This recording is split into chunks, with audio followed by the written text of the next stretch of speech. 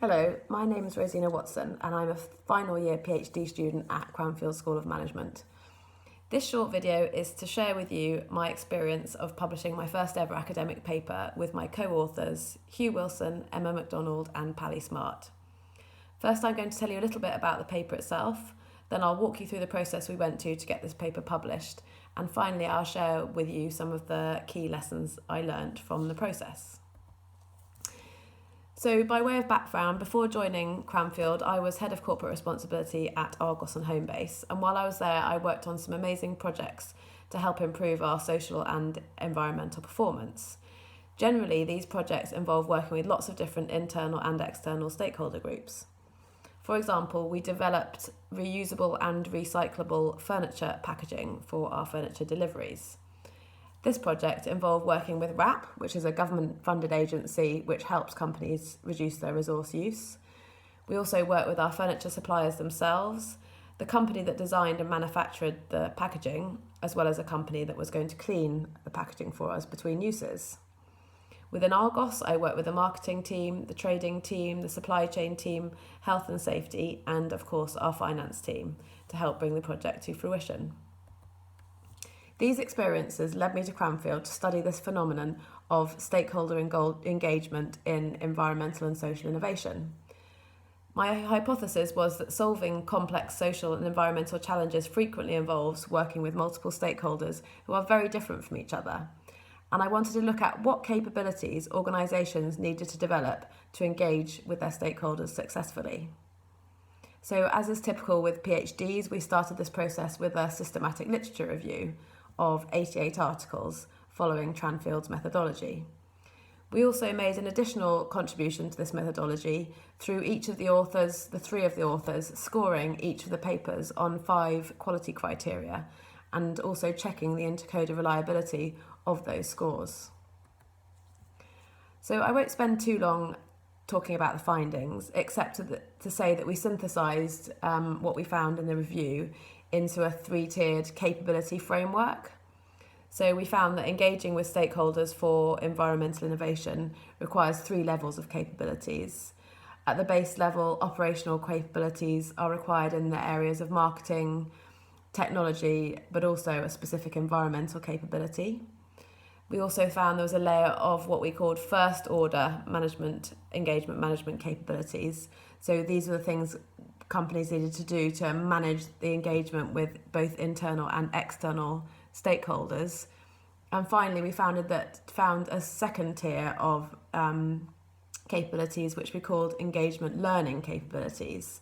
So this is the capabilities that companies needed to continuously learn from and modify their approach to stakeholder engagement to drive environmental innovation. So what did it take to get the paper published? I first drafted my findings from the review for my first year PhD review in October 2014 and then submitted the first draft to the Journal of Product Innovation Management, where it was ultimately published in September 2015. So that phase of the paper development took almost a year. And then from that submission to JPIM in September 2015 to the paper finally being published online in June 2017 was almost another 2 years. So a long journey. I did initially submit this paper to the Academy of Management Review, aiming high just to see what would happen.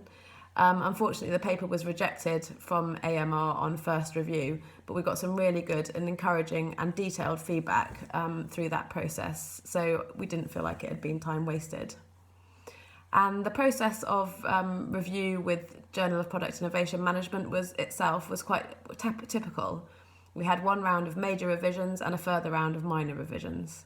This second round did, however, involve us rereading 100 papers to assess their quality more systematically, as requested by a reviewer.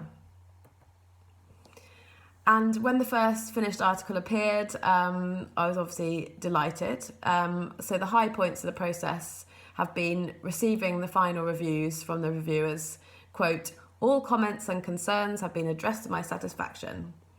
Also, seeing the article in typeset form for the first time was exciting. And we've also been cited in an article about how to do systematic reviews, which is also a real high point.